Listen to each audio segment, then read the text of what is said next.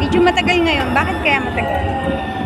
Parang yung mga napag-iiwanan ng tadhana.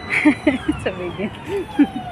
O ano, huli na sa biyahe. Pero ano naman, makakahabol din yan. Better late than never, sabi nga naman nila. Di ba?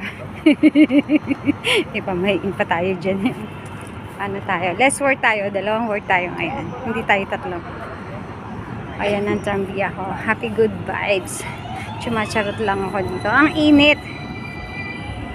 Mainit ang sikat ng araw ngayon. Grabe. Nasa 33 plus kami yung degree. Wala pang June ha. Pero actually June na sa June. Ano, sa Monday. Ayan. Sakay na ako ng ano, trambiya. And then, baba na tayo. Nag-good vibes lang siya. Maluwag pero wala akong makukuha. Puno. Ayun, doon meron. Actually, baba na rin naman tayo. Sige na, upo na tayo. Hindi naman ang upo.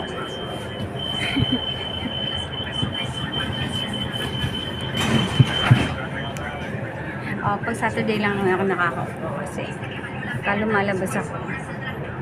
Punong-puno na pag tanghali.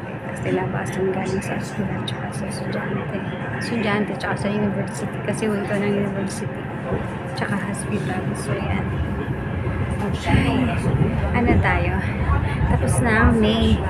So panibagong hamon na naman tayo ng buhay sa ating June. So sana maganda ang pasok ng June natin.